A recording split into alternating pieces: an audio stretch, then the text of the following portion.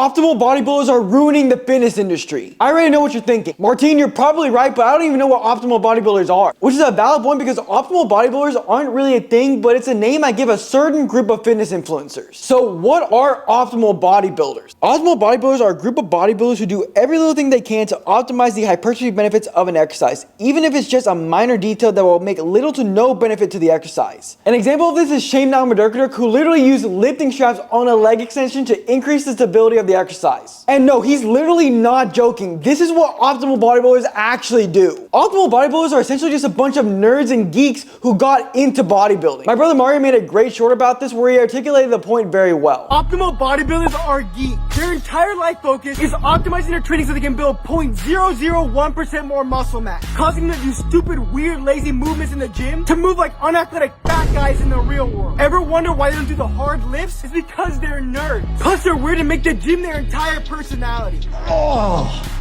that is beautiful. So yeah, these guys are essentially just a bunch of dorks. I guess that these guys are a bunch of nerds who aren't very athletic, which is why they're so specific about little adjustments and have no care in the world about athleticism or functionality. Me, on the other hand, I've played sports my entire life. I played basketball, baseball, and soccer all at a high select level. I also have a black belt in Taekwondo. I played varsity soccer in high school, and I do kickboxing and MMA as a hobby now. Good. So yeah, I've played sports my entire life, which is probably why I preach athleticism, functionality, and building a lean, aesthetic athlete physique. And my guess is these guys have been unathletic nerds their entire life, so they use their nerdiness to maximize as much muscle as possible, because let's be honest, if you see a muscular dude, chances are you're not going to think they're a nerd even if they are. And because I'm a super nice dude, I'll be honest, there's nothing inherently wrong with that. Nothing wrong with being a virgin and a nerd. But in this video, I'll give my case as to why optimal bodybuilders are ruining the fitness industry. Also, if you're looking for a great athletic bodybuilding program, which you probably will be after hearing how stupid these optimal bodybuilders are, check out my Ultimate Athletic Bodybuilding Academy. This is a private community where you get direct access to me, my brother Mario, as well as other athletic bodybuilders, weekly Q&A calls, and monthly athletic bodybuilding programs to build an aesthetic, athletic, and functional physique. If you're interested, I'll leave a link in the description. Point number one, these guys love machines and it makes up their entire personality. Machines make up the foundation of these guys' training routines, and while some of these optimal bodybuilders will incorporate free weights from time to time,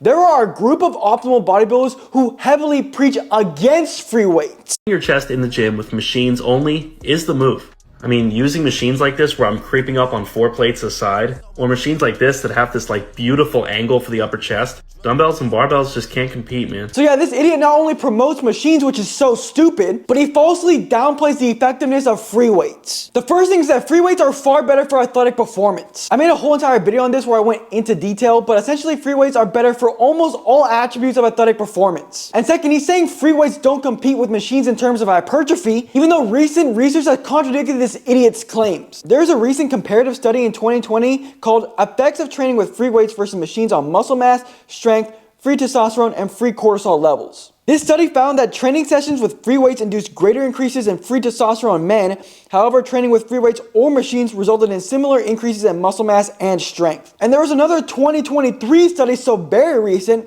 called Free Weight and Machine-Based Training Are Equally Effective on Strength and Hypertrophy, challenging a traditional myth. With this study concluding that free weights and machine-based modalities are similarly effective to promote strength and hypertrophy without increasing joint discomfort. So the famous bodybuilder claim that machines are better for hypertrophy was completely debunked by both of these studies. And because I'm the most humble person in the entire solar system, I will admit that more research is needed, but with free weights being better for athletic performance as well, I think it's pretty stupid to prioritize machines. A lot of these optimal bodybuilders will also preach against foundational movements that are very important to include in your routine. My best friend Lyoto Machida made a short saying that he doesn't barbell squat anymore. Alright, so as of today, I've officially stopped barbell squatting, and that is because I'm switching exclusively to hack squats for the time being. Now, there's nothing inherently wrong with barbell squats. However, from purely a muscle building standpoint, hack squats are always going to be a better option because you have back support, meaning that there's significantly less limiting factors, which allows you to take your quads much closer to failure. These kind of bodybuilders are so focused on being optimal that they lose sight of important bodily functions, with Lyoto Machida claiming limiting factors of core and stability, which are heavily needed for sports and daily activity. Also, this limiting factor crap has to stop. It's just a fancy way to say I'm weak and I'm coping for it. Imagine using this limiting factor crap in real life. Imagine you struggle talking to girls. I'm not talking about myself, by the way. I don't know if you were thinking that, but yeah, let's just say hypothetically you struggle talking to girls. But instead of improving your charisma, you just say talking to girls is a limiting factor of mine. It's just a fancy way to avoid improving on your weaknesses. And when these optimum bodybuilders do these foundational movements, they preach against typical free weights. I used to think the Smith machine was for softies, for people who didn't want to do real squats or real bench, but that was back when I was young and dumb. Now I understand that it's a great tool depending on what your goals are. The Smith machine is often demonized for being the easy way out, but that's actually what makes it a great tool for hypertrophy specifically. It's like this dude is so focused on being optimal that he does a Smith machine squat and bench press, which don't work on your stabilizers or your core. And this dude's also wearing a freaking belt, knee sleeves, and squat shoes to do this. I mean, this just shows how ridiculous these optimal bodybuilders are. And when they're not destroying great compound movements, they use these stupid isolation machines and act like they're some sort of philosopher that they go so in depth on these stupid machines. And when you do call these optimal bodybuilders out on not doing functional exercises, they literally make up their own definition of functional. Functional strength is not a thing. This myth has been spreading forever, but it literally makes no sense. Functional for what? What is the function here? See, if the function of my lifting is to put on muscle mass, then I'm going to do very stable movements correctly. That is functional for my goal. If your function is getting good at barbell bench press, then barbell bench press. Hypertrophy is my function. So yeah, this dude literally made up his own definition of functional training to placate to his stupid training philosophy. But these stupid bodybuilders don't seem to understand that there's actually a definition of a functional exercise. The one I found in one of my textbooks is, although the functionality of an exercise is often based on subjective judgment, exercises are considered to be more functional or to possess greater transferability when the core muscles are involved in conjunction with actions of the upper or lower extremities. So yeah, dude, that just proves that your exercises aren't freaking functional. And while I'm not saying that if you use a machine every once in a while you should go to jail, but this machine dominance reduces the transferability of exercises that you do in the gym. You miss out on incredibly realistic stabilizing actions of the core, and you don't train the stability muscles in a functional way like the rotator cuff that lead to a healthier joint and a healthier body. The second reason why optimal bodybuilders are ruining the fitness industry is that when they do choose free weights, they do seated exercises. 3 useless exercises. First off, standing overhead press. There's a lot of limiting factors on this movement. A good alternative to do is a seated dumbbell press. There's less limiting factors, so you could actually target the muscle you want to hit. Oh my god. This guy literally used the phrase limiting factors twice. I literally want to jump out the window right now. In my opinion, seated exercises are not as bad as machines because at least there's some sort of stability demand. And like I said before, if you do a seated exercise every once in a while, you're not a criminal and I don't think you should go to jail. But I mean, this dude saying a standing exercise is useless is completely stupid. Standing exercises should be the foundation of your lifting routine because they transfer outside the gym far better than seated exercises. Just think about it. When in real life are you generating force from a seated position? Yeah, never. And lots of people live sedentary lifestyles where they're sitting down all the time. Coming to bed, honey? Yes, dear. And then they go to the gym and do the exact same thing. Standing exercises have a greater core demand, but instead of running from it, you should invite it. Like I said, this guy literally said limiting factor twice because his core strength sucks. So instead of coping for your weak core strength, how about you do standing exercises that work on that core strength, but also hit it in the most functional and practical way, which is to stabilize the body for upper and lower extremity movements. And in this case, stabilizing the body so you can move your arms. This guy was another example of these optimal bodybuilders being absolute. I mean, this dude said the standing overhead press was useless, even though it has to be one of the best exercises you can do. The next reason why optimal bodybuilders are ruining the fitness industry is the overuse of all this stupid equipment. I made a video about my best friend Lyoto Machida wearing a belt for a leg machine, and this dude literally made the stupidest reaction video to it. Alright, so apparently some people have forgotten the reason behind using a lifting belt, so let me quickly re-explain its purpose. The main purpose of the belt is to increase your intra-abdominal pressure by breathing through your diaphragm and pushing your stomach outwards, which in turn creates significant tension in your core that you can hold throughout the entire rep. This tension allows you to assist yourself with some extra core rigidity so that your core doesn't have to work on its own to stabilize and balance the weight. Additionally, the increase in pressure will allow you to brace much more effectively throughout the entire rep, which allows you to train much harder, taking the target muscle much closer to failure. So no, you don't just wear a belt for exercises that load the spine, you wear a belt for any compound lift that requires a high degree of bracing. This dude literally hates me so much he blurred my name out. But yeah, this dude literally spit out complete nonsense. The first thing he said is the main purpose of the belt is to increase intra-abdominal pressure. And yeah, he's right. But you know what else increases intra-abdominal pressure?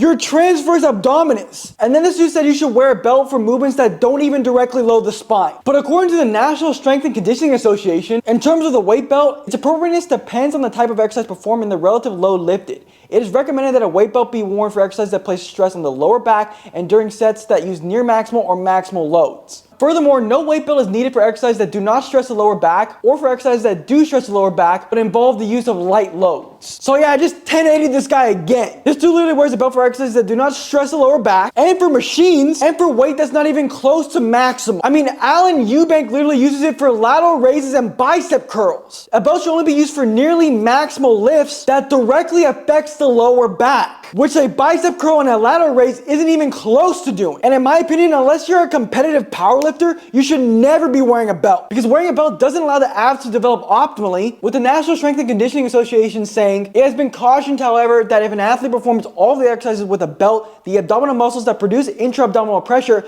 might not get enough training stimulus to develop optimally. And also, heavy belt usage leads to you being more injury prone when you're not wearing it, with the National Strength and Conditioning Association saying it is particularly risky for an individual who has become accustomed to wearing a belt to suddenly perform an exercise without one, because the abdominal musculature might not be capable of generating enough intra-abdominal pressure to significantly reduce erector spinae muscle forces. The resulting excessive compressive forces on the disc could increase the chance of back injury. So yeah, wearing a belt makes you more injury prone when you're not wearing it, and it doesn't allow your abs to develop optimally. Plus, you look like a dork wearing it, let's be honest. There's such a heavy usage of bodybuilders wearing all this stupid equipment for all these soft exercises. I mean, that dude I mentioned earlier is wearing a belt, knee sleeves, and squatting shoes for a stupid Smith machine squat. Even C-Bum does the same thing. These bulky lifting shoes are unnatural and they hide poor ankle mobility, and then they're reliant on external equipment like a belt and knee sleeves for stability. And then going on to knee sleeves now, people act like knee sleeves reduce injury risk. Not only do they make you look super soft, but there's a lack of evidence that they reduce injury risk, with the Strength and Conditioning Association saying on the basis of the lack of evidence that knee wraps prevent injury, athletes should minimize their use. If used at all, knee wraps should be limited to the sets with the heaviest loads. So yeah, the knee sleeve claim is a stupid argument from soy boy bodybuilders. And the last piece of stupid equipment these bodybuilders spam are lifting straps. I literally made a short on some dude who could not go one workout without lifting straps. Today is back day and we forgot straps, so we made a quick stop at Walmart. If you're gonna use Optimal Pre, you can't do a back workout without straps. So what? It's like he's so focused on being optimal that he can't go without stupid lifting straps because his grip will be a limiting factor. And this doesn't occur to optimal bodybuilders exclusively, but lots of people who use all this stupid equipment end up ego lifting because they get false confidence to do weight they can't handle and then seriously hurt themselves. Overall, this excessive use of external equipment leads to less optimal core development, reliance on external equipment for stability, and worse grip strength. The next reason why optimal bodybuilders are ruining the fitness industry is they make these weird adjustments for little if any gain. And pretty much all the time, it's for a stupid, lazy exercise. So if you're looking for a new bicep exercise, definitely give this a try. Simply make your way over to an open lat pull down machine and adjust the knee support attachment so that the bottom of your triceps lie comfortably against the pad. Then perform a normal curl as such, keeping your triceps in contact the entire time. So you're telling me Lyoto Machida literally uses a lat pull down machine just so he can rest his elbows on it? Not only is he taking the stabilizers out of the movement, but he's doing it for very little of any benefit compared to a normal bicep curl. So I know this might sound a bit weird, but here's why I personally use lifting straps on the leg extension. And no, this is not a joke. In order to generate maximum force from your quads, it's important to keep your lower body firmly pinned in the seat on each rep. Strapping in will just provide that little bit of extra bracing so you won't have to think about your forearms at all. So Shane Namadurkadurk is literally wearing lifting straps on a leg extension. Again, this is a soft exercise, and I can promise you now this makes very little if any difference. I hope you guys realize how ridiculous this is. Wearing lifting straps on a leg extension because grip strength might be a limiting factor. Top Mexican bodybuilder Saul Solex even did this. Saul Solex literally uses a belt on a leg extension to strap himself in. And then there's this other dude who literally uses it for all the cable exercises. 4 gym hacks to maximize muscle gains. Instead of performing behind the back bicep curls standing up, do it seated on an inclined bench to maximize biceps activation.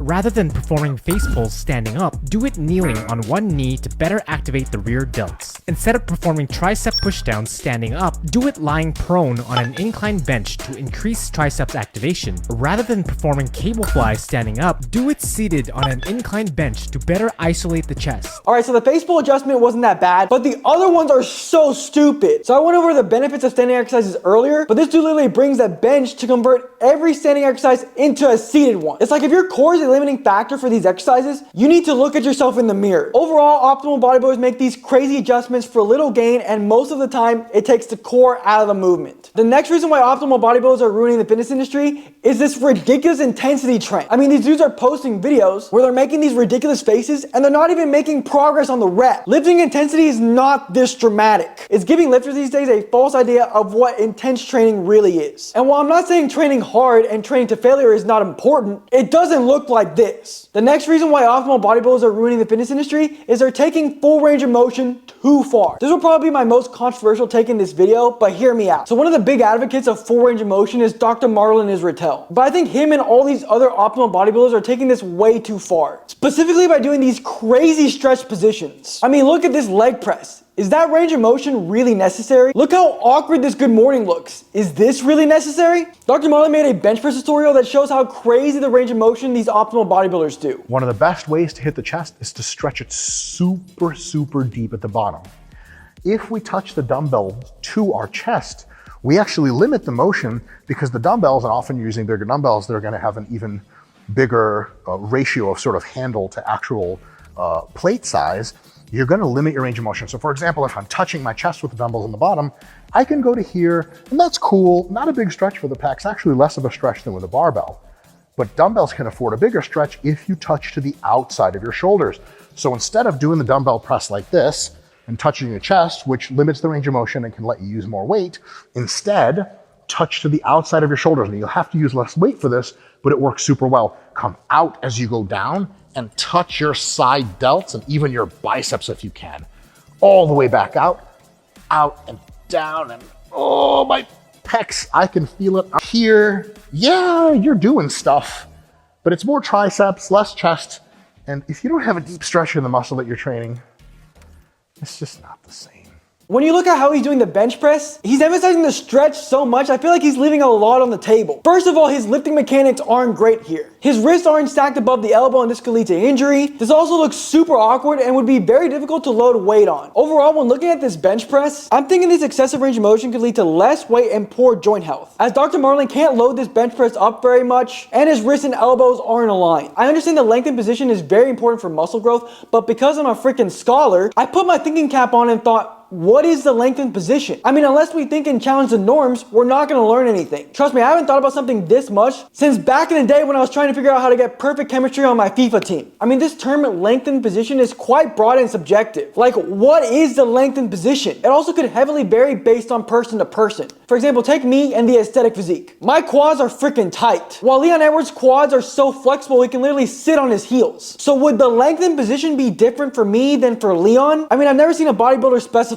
this. And before you nerdy optimal bodybuilders get mad, I'm not saying you're wrong, but it's possible that these maximally stressed positions aren't considered the lengthened position, but these bodybuilders heard that long muscle lengths are important for muscle growth and took the idea and ran with it to the extreme. So I found a 2023 review on the Strength and Conditioning Journal called A Brief Review on the Effects of the Squat Exercise on Lower Limb Muscle Hypertrophy. This review states, the limited evidence available on this topic suggests deeper squats may be more hypertrophic for the gluteus maximus, and that squat depth beyond 90 degrees of knee flexion may not provide further hypertrophy of the knee extensors. Before we continue, I want to clarify that 90 degrees of knee flexion is not a parallel squat, but a partial squat. But back to this study, they found that 90 degrees of knee flexion was best for quad growth. So is 90 degrees of knee flexion the stretch position for the quads? Because men average a little over 130 degrees of knee flexion. So my question to these optimal bodybuilders is, I thought the maximally stretched position was always the best for hypertrophy. Why isn't a full depth squat the best for the quads here too? This study showed that 90 degrees of knee flexion was best for quad growth, but you can also do way more weight than a full depth squat. So this is definitely contradicting their claims that that the maximally stressed position is the best for muscle growth. And as I mentioned earlier, I'm not saying they're wrong because they could be right. But this study states that further studies are needed to investigate the hypertrophic effects of different squat variations, as well as differences in hypertrophy because of squat depth, stance,